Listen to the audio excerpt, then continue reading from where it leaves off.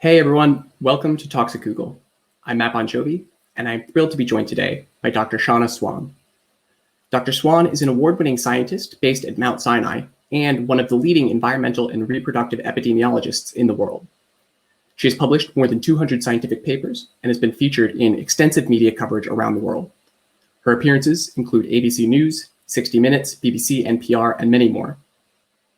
Shanna is here with us today to discuss her new book, Countdown: How Our World is Threatening Sperm Counts, Altering Male and Female Reproductivity, and Imperiling the Future of the Human Race. The book is based on the 2017 study Shanna and her team completed, which found that over the past 4 decades, sperm levels among men in Western countries have dropped by more than 50%. The book unpacks how this happened and what we can do about it, which is exactly what we'll be getting into today. Now, throughout our talk, you might have some great questions popping into your head, and when you do, please go ahead and add them to the YouTube chat on the right. We will have time shortly for Shanna to answer some of these, so be sure to get your questions in early. But first, Shanna, thank you so much for being here. Hi, Matt, and thanks for having me. This is going to be really fun, I think. So your book is built on this startling study that you conducted in 2017. Can you give us a rough overview of what the study was and what the important findings were? Sure. So the study we published in 2017 was called a meta-analysis. So what a meta-analysis does is puts together all the relevant published literature and summarizes it in a way that ties all the loose ends together. So we conducted this meta-analysis to look at the question of whether sperm count was declining. It's a question I had looked at for many years, but this larger paper gave us an opportunity to look much more broadly. And in that paper, we actually summarized the world's literature, and we reported on men who had given a sperm count between 1973 and 2011, 39 years. And what we found in that time was that in Western countries, the sperm concentration had fallen from 99 million per milliliter to 47 million per milliliter. I'll say that again because it's so huge, 99 to 47. So that's a drop, a change of 52% in 39 years, more than 1% per year. And I should reiterate, this is in Western countries. That's because we had very few studies from non-Western countries, and they appeared late in the study period. So we looked at them separately, but we couldn't find much going on in those populations.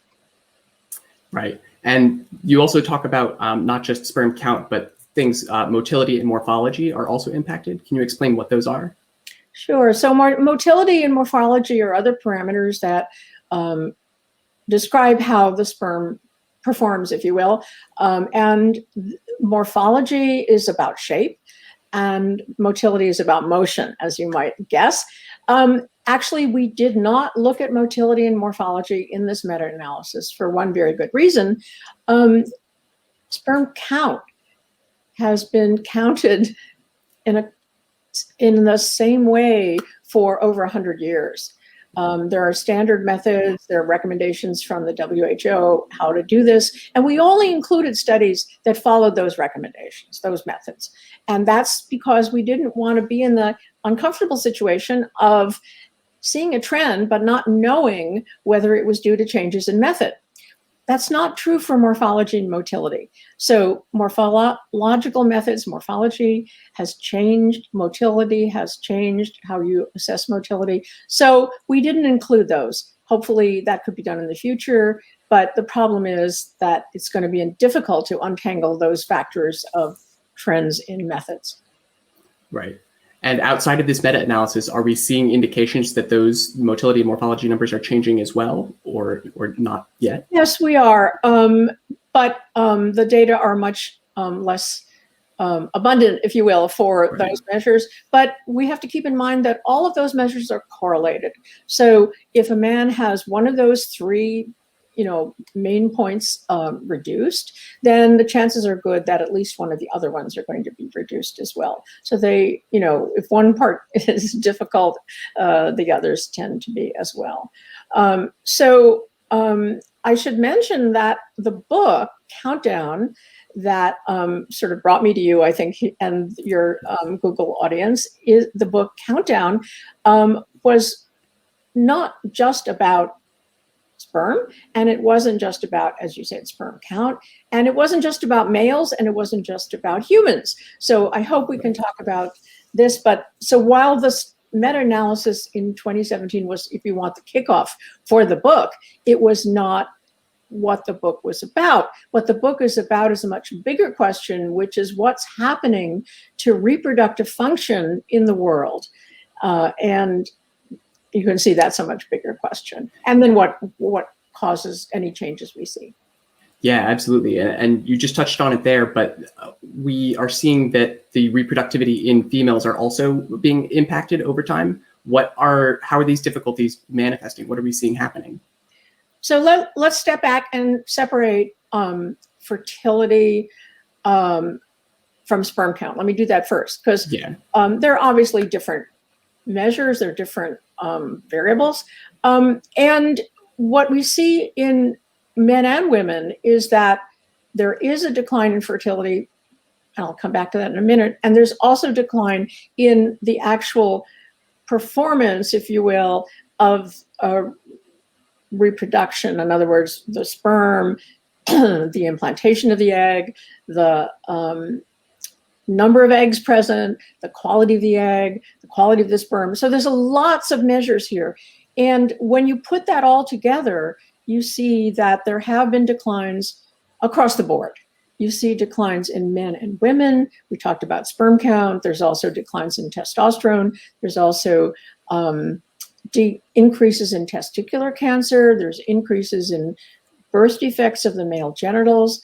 There's also increases in miscarriage rate, increases in endometriosis, declines in number of eggs a woman has as she ages, sometimes called premature ovarian failure or diminished ovarian reserve.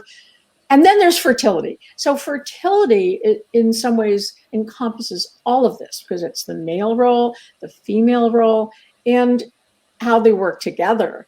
And fertility is further complicated because there's the element of choice. So a couple or woman can decide when they want to try to conceive, how many children they want to have, what kind of contraception they want to use. These are all issues that interact with the bottom line, which is how many children does a woman or a couple produce. That's the actual demographic definition of fertility. But when people say, is fertility declining, I think they're really talking about what we call fecundability, the ability to be fecund, to give birth, which is a very different thing from wanting to, right? And so to have a birth, you have to both have the ability to get pregnant and the desire to get pregnant, right? And so, you know, we have to disentangle that, which we do in Countdown. Right. And so what is kind of the ultimate problem here? Obviously, as you mentioned, when we have these various measurements, women with fewer good eggs, increased miscarriages, sperm counts being lowered, does that then mean that fertility rates are being lowered because of this, or do we not know that yet? We certainly know that those factors contribute, but we also know that there are other factors contributing, which are these elements of choice. So certainly couples are delaying childbearing. The age at first birth is going up. At the same time, the quality of the eggs and sperm that are available are decreasing. So you have a double whammy, if you will, for the reproductive system. You're asking it to perform at an older age, which is a challenge for women, particularly, somewhat for men, but particularly for women. And then you're asking it to perform in a situation where maybe the biology is not optimal, right? Because of various other things, which we hope we'll talk about, which are not about choice. Right. Yeah, and so let's get into that. So your book goes into some of the lifestyle factors that might impact these, like lowering sperm counts, and we'll come to those in a bit. But you also point to an environmental factor in what you have called EDCs. Can you explain what these are and what's going on with them? Sure. So EDCs, and by the way, it's not my term, it's a term that's been around for about 20 years, stands for endocrine disrupting chemicals. So we can think of these as hormone hijackers. So endocrine equals hormone, and disruption is one way to describe this hijacking. So these are chemicals that are in our daily lives, that are in our products, and we can talk more about where they are in our products, in our foods, in our cosmetics, and so on and so forth. And what's makes this complicated is that many of those chemicals have the ability to act like hormones or to impact our hormonal system. So for example, a chemical that can decrease the body's natural testosterone can interfere with functions that require that testosterone, right? And same thing with chemicals that produce, that mimic estrogens and make the body feel like it has this extra load of estrogen and responding, appropriately for that. But it might not really be appropriate because it's not the body's own estrogen, you see. So it was discovered in, I would say about 20 years ago, that there are many, many chemicals in the environment that have the ability to impact our hormonal systems. And so I've been studying those for about, more than 20 years. So we can talk about some of the things they do that I've discovered and others have discovered. Yeah. So what is actually happening in our bodies, and how are these sort of hormone hijacking impacting some of the measurements that we were talking about, the sperm count and sperm quality and things? Do they directly modify those things? They modify function and form, if you will. So let's start with the form. So really basic developmental changes happen in utero, because that's when the system is being set up. And in early pregnancy, actually, for the reproductive system, that's the most critical time. So let's just think about what's going on then, all right? So in early pregnancy, many, many systems are developing, and I'm just going to focus on the reproductive because that's what I do. So the reproductive tract initially is not different in genetic males and females. It's a single ridge, actually, undifferentiated ridge. And then at some point, probably week 7 or 8 of pregnancy, the testes, in week 7 or 8 of pregnancy, the body, the fetus starts manufacturing testosterone. Right. Okay. So under the influence of that testosterone, the male and female genetically determined genital tracts start to diverge. And what happens is that the testes start to be created, the penis, and other organs. Okay. Now, if that testosterone is not there, or there's not enough of it, or it's not there at the right time, because this is all delicately timed, like a ballet, if you will. If the testosterone is not there to do the job, then that transition to the XY typical male does not happen. And so what we say is there's incomplete masculinization, and the default is female. So then the genital tract looks more female. What does that mean? It could mean that the penis is smaller, the scrotum is smaller, so those male typical organs are smaller. It could be that the testicles don't descend completely into the scrotum. And one measure which is really important, and which had been used for a long time in animal studies, but which hadn't been used in these kind of toxicology studies until we used it in 2005, is a measurement which is known on the street as the taint. Right? It's also referred to as the gooch and the grundle. But that you won't see that in scientific textbook. If you look in a scientific journal or textbook, you see anogenital distance, which is a mouthful. So I say AGD, anogenital distance. And so what that is really a measure of how big the whole perineum is, the whole genital area is. And in a fully developed male compared to a fully developed female, human, the difference is 50 to 100%. And that's actually true of most mammals, interestingly. So this has been used for a very long time to just decide if a newborn mouse or rat in the laboratory is male or female, because you want to treat them differently. And so what you do is you just hold up the mouse by the tail and you look at the distance, and you can see with your naked eye that it's much longer, and that's a male, or it's short, and that's a female. But what about phthalates? So these are a class of endocrine disrupting chemicals that have the ability to lower testosterone. Remember, I told you that's something that these things could do, lower testosterone. Right. Okay, so I first encountered phthalates when a chemist friend of mine told me I should look at these. And he said, Shanna, you should look at phthalates. So I was like, why should I look at phthalates?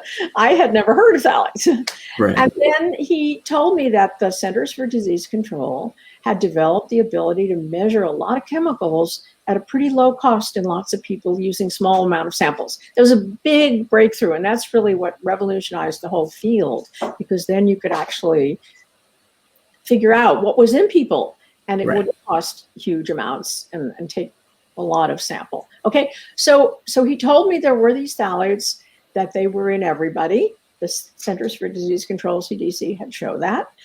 And then the kicker, he said that a group of toxicologists in the National Toxicology Program had tested these in rodents, rats actually, and shown that the males born to exposed females, exposed to those phthalates in early pregnancy, had a different development of their genitals.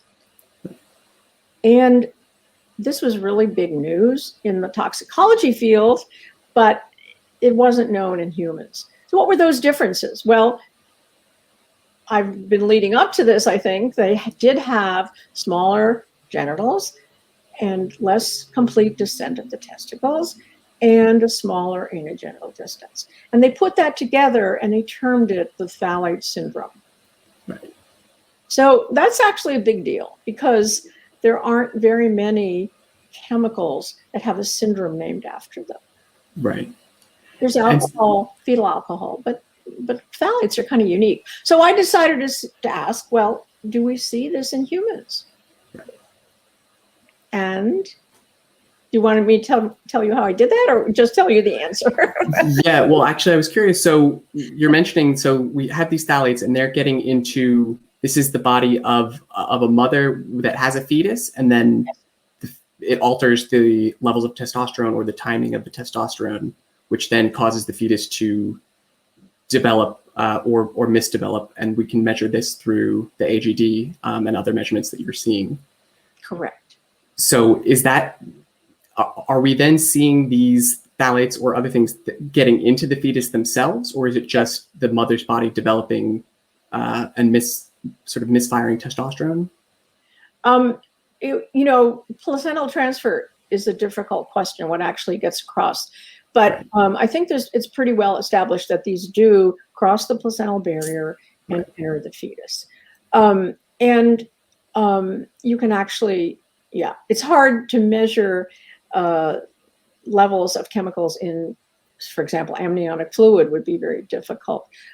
So we don't do that. We take the mother's level as a surrogate, if you will, for what the fetus was exposed to. So how would you look at this, right? That's what I asked myself when my friend John Brock asked me that question. I thought, well, that's interesting. So how would you look at this in humans, right? Right. Because I'm a human epidemiologist. Yeah. And so I thought, well, you need two pieces. You need to know the exposure and you need to know the outcome. And then you can see if they're related. That's kind of what we do, right? Right. And so how do you measure the exposure? Well, I told you we can't measure it directly in the fetus. So we take as a surrogate the mother's exposure. So to look at that, I would have to have a sample from mothers, a big population of mothers, preferably in early pregnancy, because we know development starts early. And I happen to have that sitting around from another study. So that was very, very fortuitous. I had conducted a study in 4 cities in the United States for another purpose, actually to look at sperm count. We can come back to that if you want. But I had recruited both the men and the women of a couple being seen for, at a prenatal clinic. And so the women gave us a urine sample. The men actually gave us a urine as well and a semen sample. And I stored those urine for many years. And I had those sitting around. And so when I asked this question, I thought, well, I could measure these phthalates in these urine samples if I get money to do it. Of course, that's more of that. And then I could see whether differing levels of phthalates were related to outcomes, at birth or later in the genitals of these children. So that was the project. I wrote a grant to do that, and I was funded. And so then I had to send the urine to the Centers for Disease Control. They had to measure the phthalates in those samples, which they did beautifully. And then I had to look at the outcomes. So that's harder, because for that, you have to actually get the children, get the babies.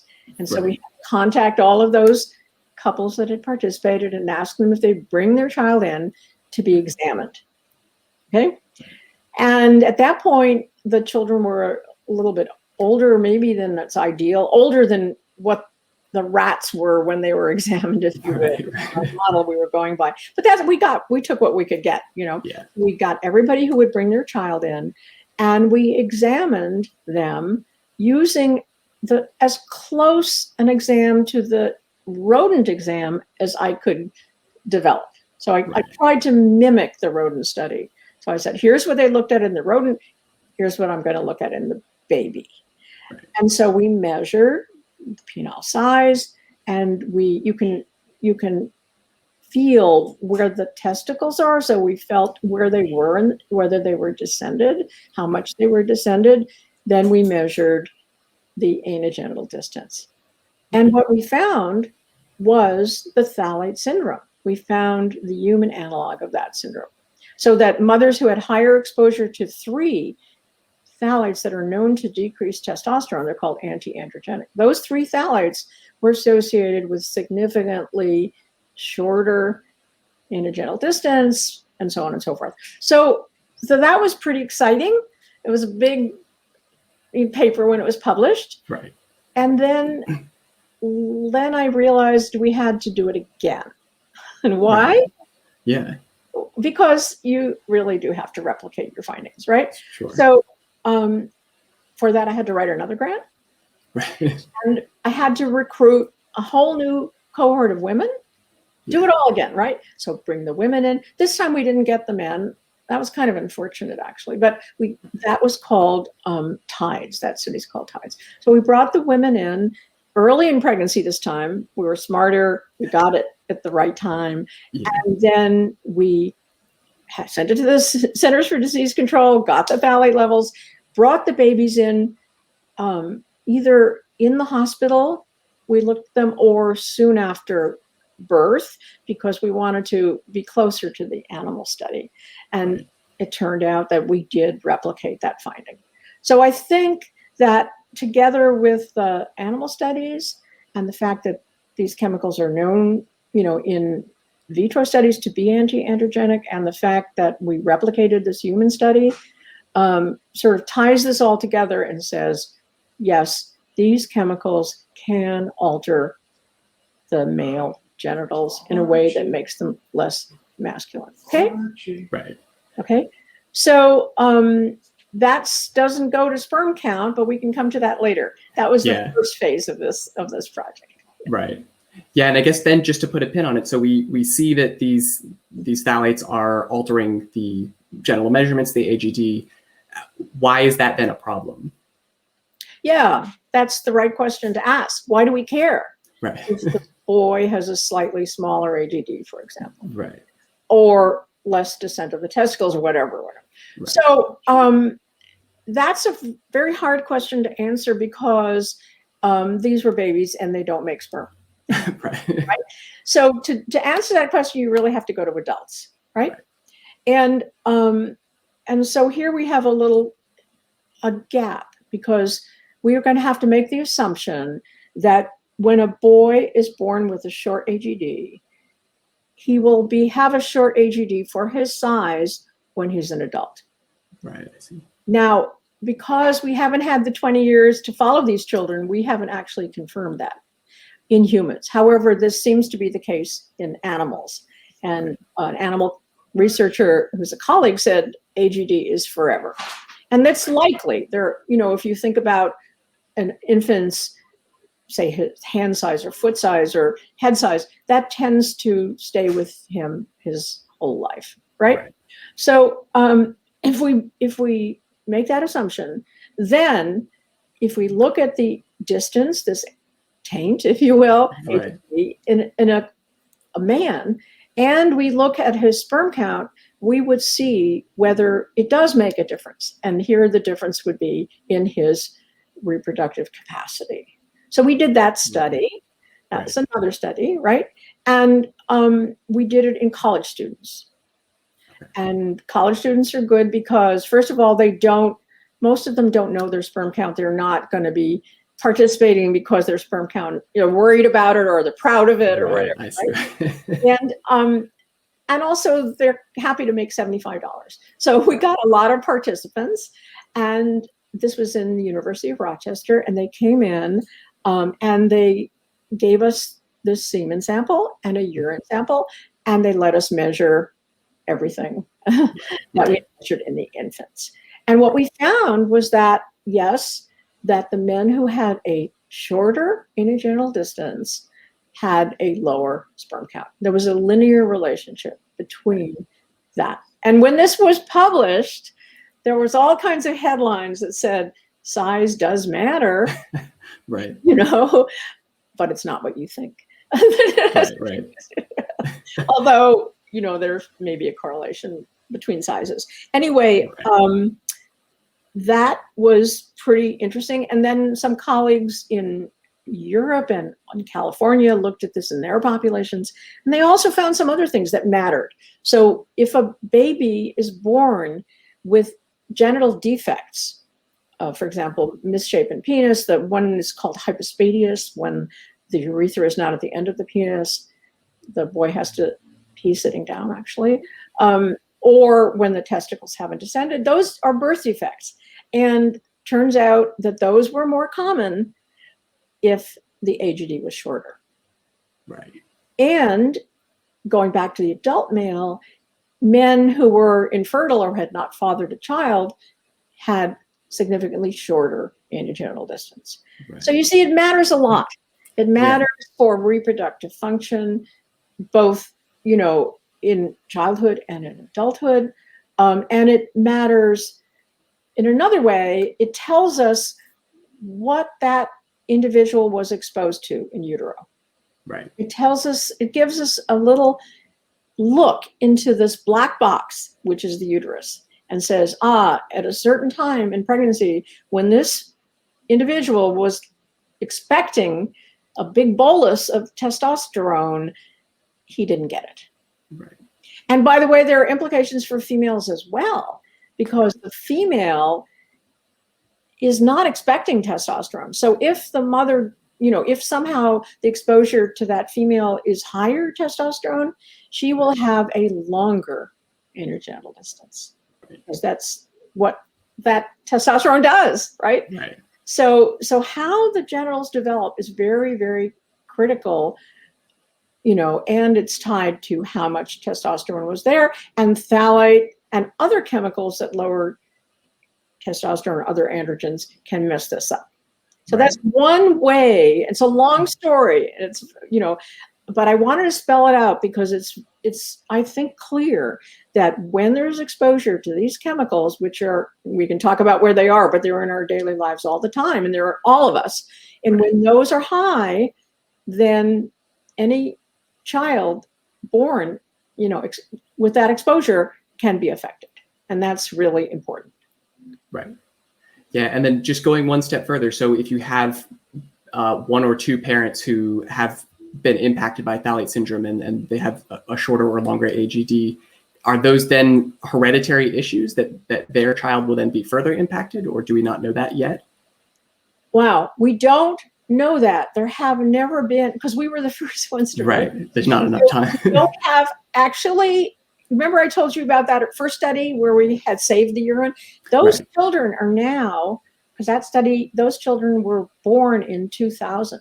So they're just at the point where they're going to be making sperm and they're going to, so we could bring them in if we find them and if they would agree and look at their AGD and relate it to their AGD at birth. But we didn't have their parents' AGD. Oh, I see. Right. It takes a long time to go across the generations.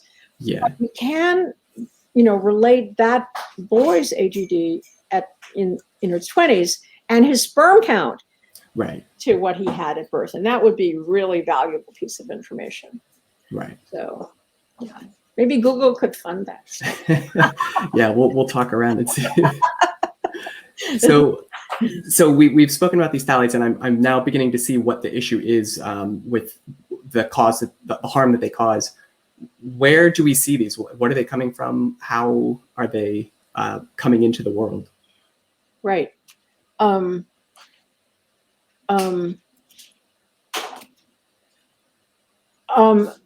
They are coming in through every route that things can come into our bodies. So they can come in through our skin.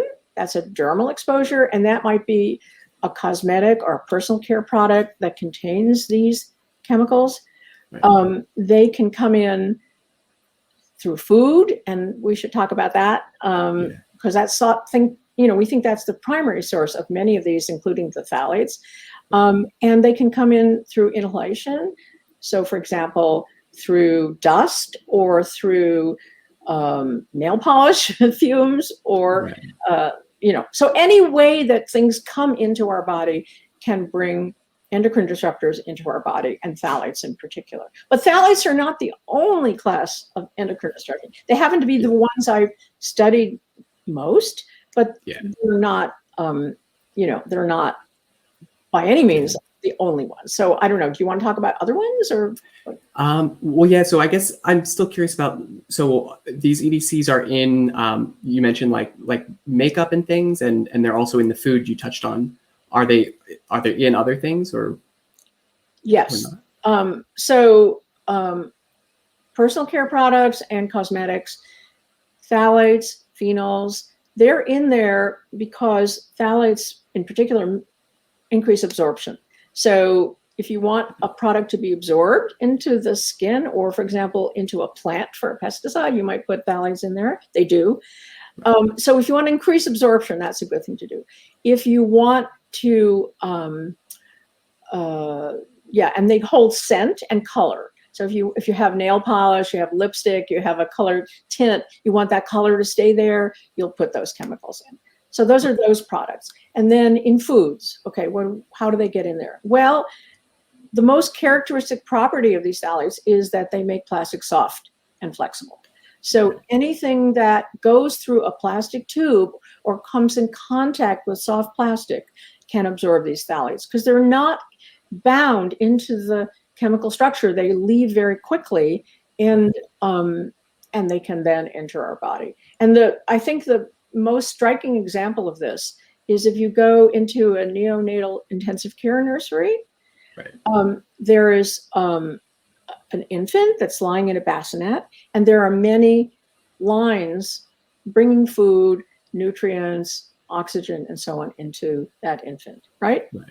And those are all made of soft plastic. And unless the hospital has made an effort to swap them out for other tubing, they're going to contain phthalates. And so we actually studied the hospital where I work, which is Mount Sinai, and looked at the number of tubes coming into the infant and then measured how much phthalate was in the urine right away.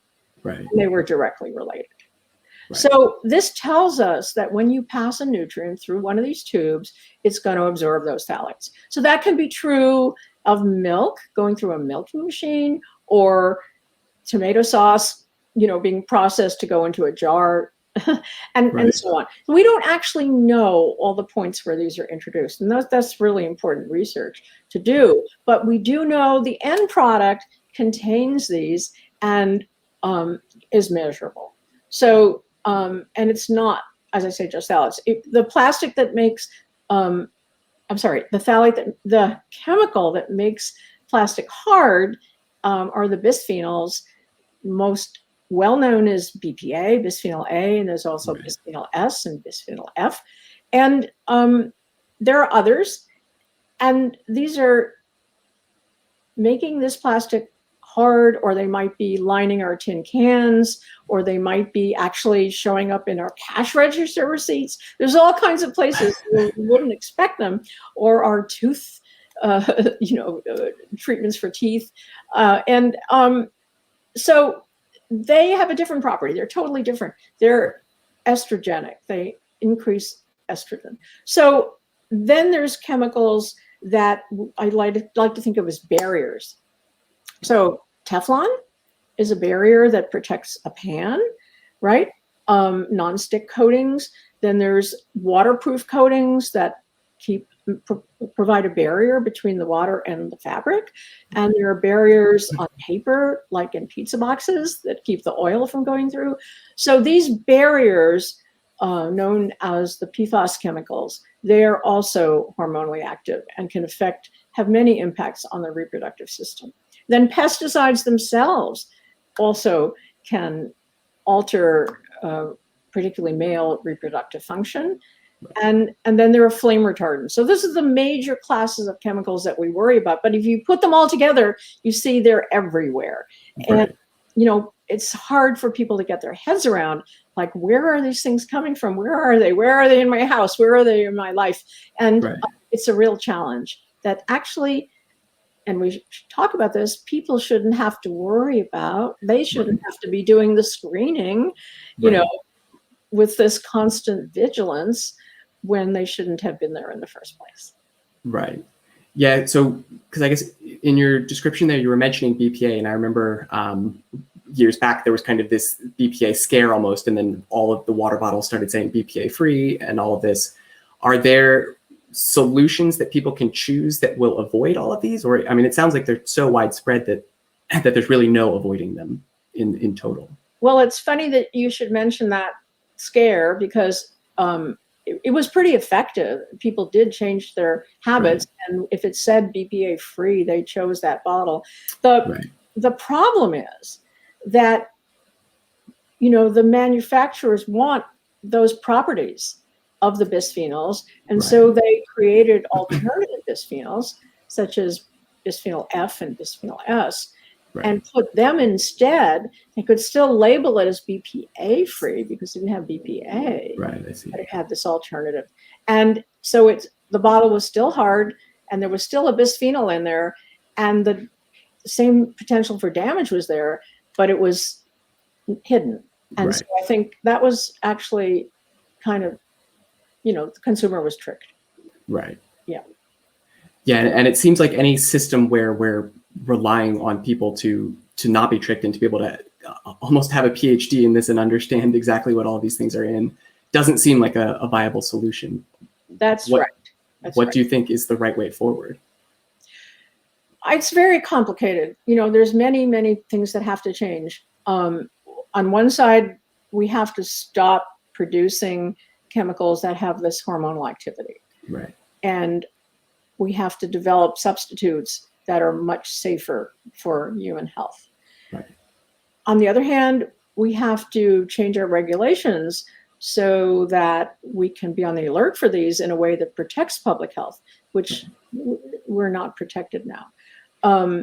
The sort of simplest thing to say, although it is very complicated to actually put in practice, is that the manufacturer should ensure the safety of a product before it's put into commerce. And that's not done in this country. Here, the process is that if it's, first of all, if it's been around for a long time, it's grandfathered in, and it's, accepted, okay, Right. without testing. If it's a new product, what's done is it's put out there, and if nobody seems to get sick, then it's assumed to be safe. Right. And fortunately, there's an alternative, and that's being followed in Europe. And the first step of that was a program called REACH, which mandated that manufacturers had to test products before they're put into market. But they're doing much more in the EU now, and they're making that, they're implementing that, they're, have a lot more requirements. And the bottom line is, remember those cosmetics I told you about that can in these products? Well, in the EU, there are 1,100 ingredients that are not allowed in personal care products. Right. And in the US, there are 11. Right. Okay. So it's 2 orders of magnitude, 100 times more risky products allowed in the US than in the EU. I'm not saying that's across the board, but that's one example, right? Right. So, we have to change the regulatory system, and we have to change the chemical enterprise. And in order to bring that about, we have to have people very concerned and exerting a really, big, a lot of pressure, a lot of pushback, speaking very loudly about the need for that. Right.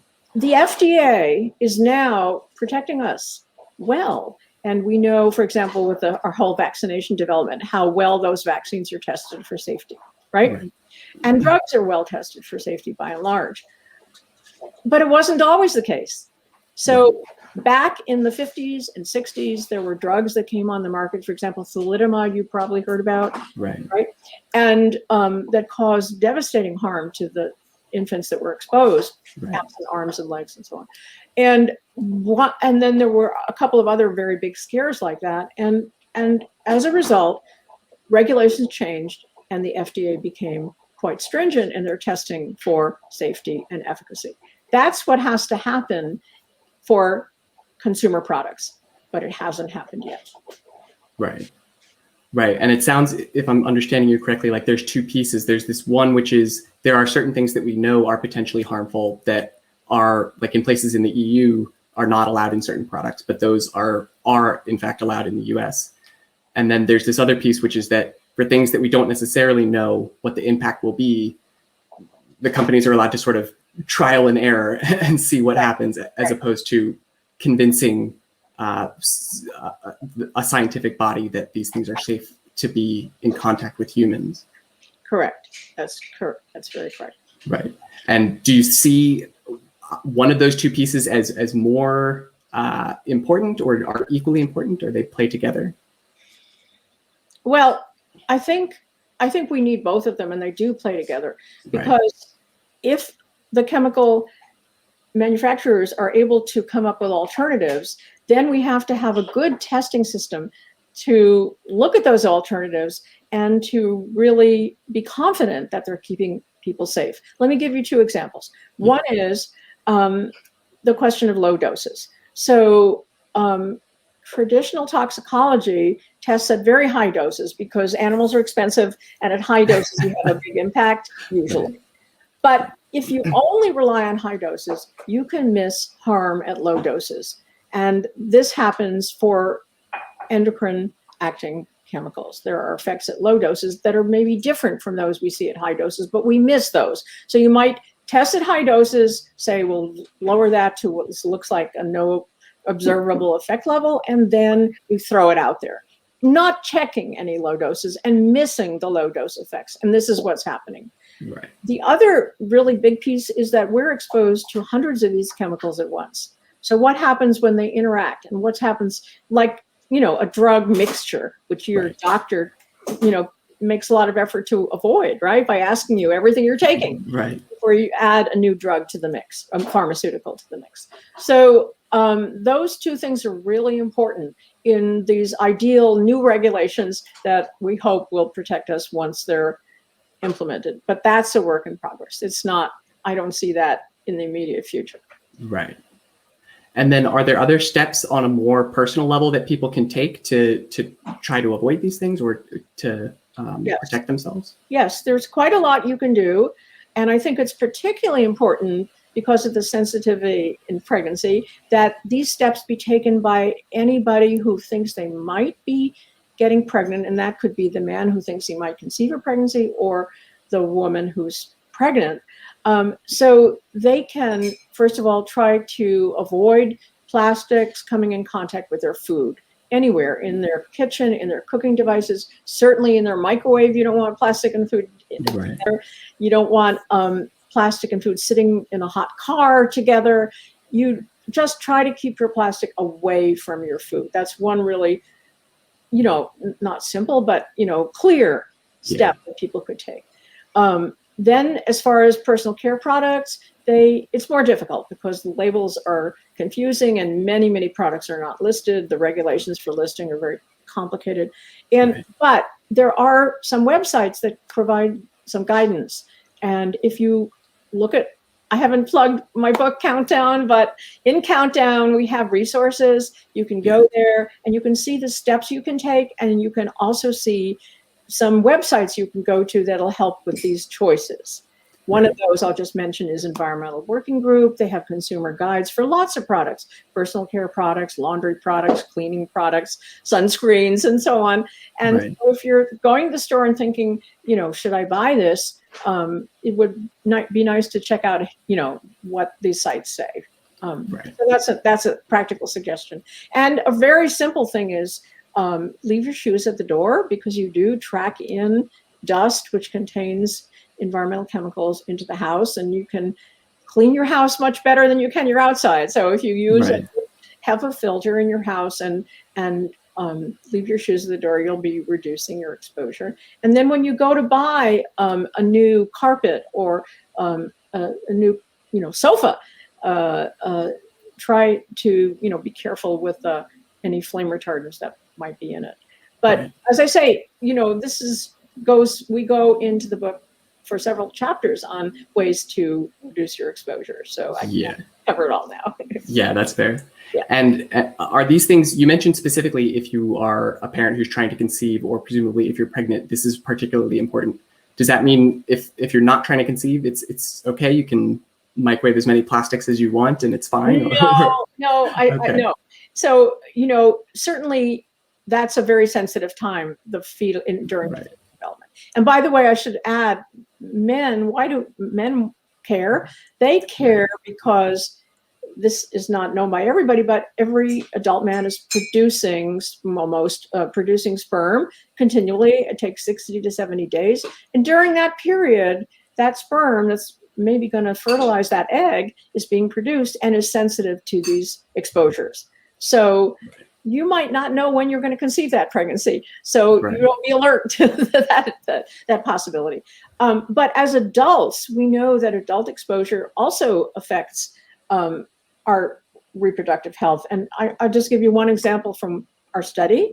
And this is a surprise. So we found that adult women who had higher levels of certain phthalates, again, those at lower testosterone, had more sexual problems, less sexual satisfaction, less sexual frequency.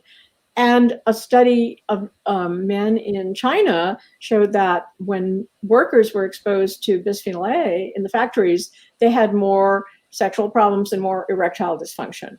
So we have sort of a trend toward lower testosterone in men now, adult men, which is very likely tied to exposure as adults to these chemicals. So yes, these are things that can affect us throughout our life. Right. That makes sense. So stepping back a bit, one of the other topics that your book talks about a bit is there's somewhat of a dichotomy between reproductivity from the male perspective versus from the female perspective. And there's a point in your book which highlights that when couples have difficulty conceiving, there's often a blame or an onus that's placed on the woman specifically. the result being that men often don't know about various risk factors that affect their ability to provide conception. What can we do about adjusting these societal expectations? So I'm so glad you brought that up, because it has many important points. One is that women have been blamed traditionally for failure of a couple to conceive. Right. And the most famous example perhaps is Henry VIII, who had several of his wives killed. Right. Recently, yeah, right? An extreme solution. Right. So men today don't do that. But there is an assumption that when he's ready, he'll be good to go. And if there's a problem, it's on her.